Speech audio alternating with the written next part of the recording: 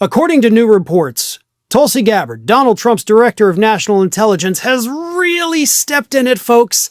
Stepped in it in a way that has pissed off the rest of the Trump administration. Those working inside the White House, close advisors to Donald Trump, and even the heads of other cabinet departments.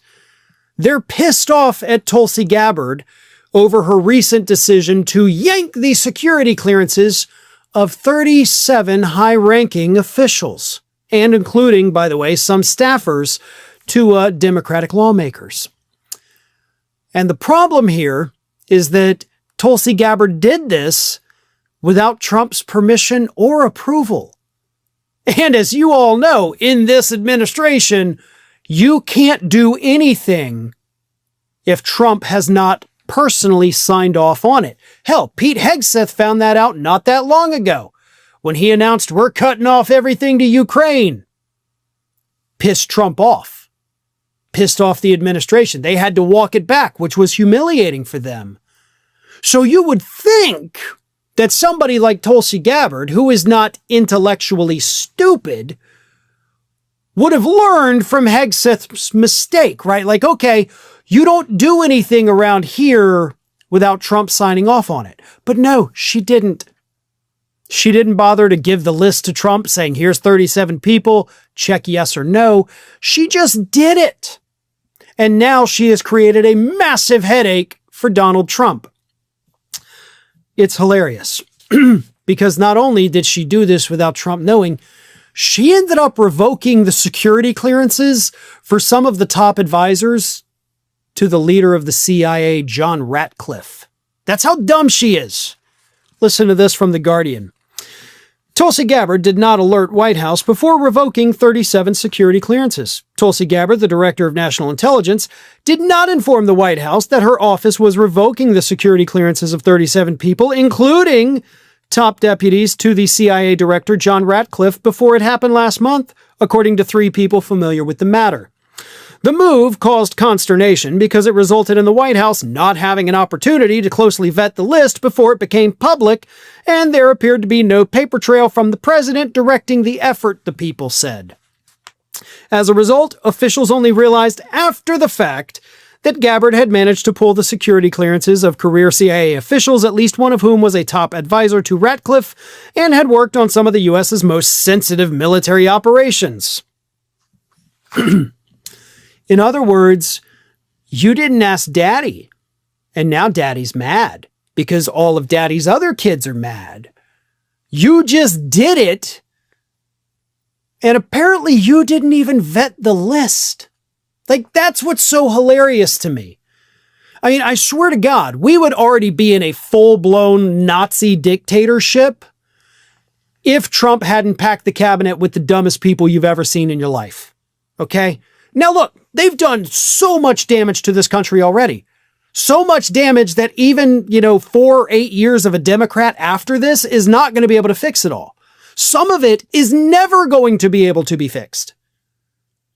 But it would be 1,000 times worse if any of these people had half a working brain. I mean, speaking of brains, Kennedy. I mean, the guy admitted yeah, a worm ate part of my brain.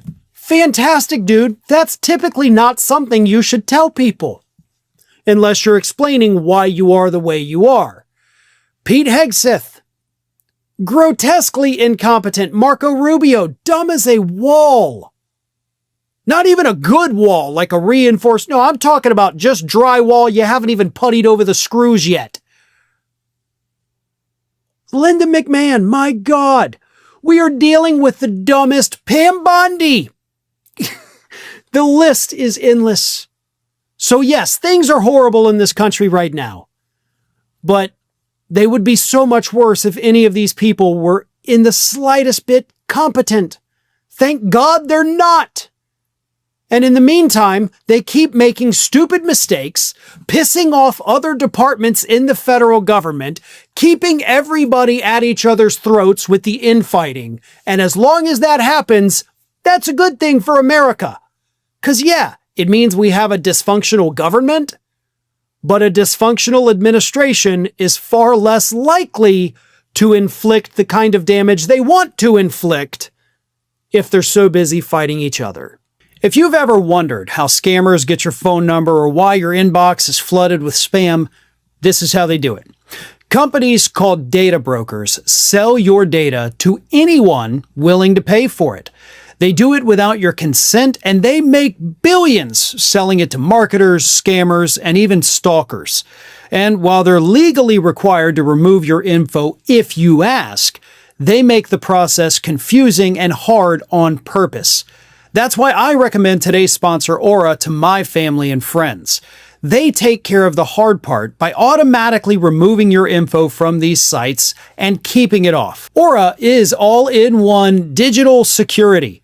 You may already have a digital security tool, but not having Aura is like locking the front door and leaving the back door open. You get alerts if your personal info is found on the dark web. They provide real-time fraud alerts for credit and banking.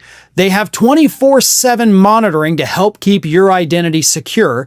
They provide a secure VPN, antivirus, password manager, and so much more. And they have US-based support available around the clock if anything goes wrong. If anything does end up happening, Aura includes $5 million in identity theft insurance protection, and they have US fraud experts ready to help you 24/7. It's one app that provides every layer of protection. I don't want to leave myself vulnerable online, and you shouldn't either, and that's why I personally use Aura. Your personal data is collected by almost every single website you go to. Every shopping site you enter your information, it becomes the property of that company that then hands it to the brokers that then hand it to anyone. So protect yourself with Aura. Try it for yourself. You can go to aura.com/Farron to try 14 days for free. That's enough time for Aura to start scrubbing your personal info off these data broker sites without you lifting a finger.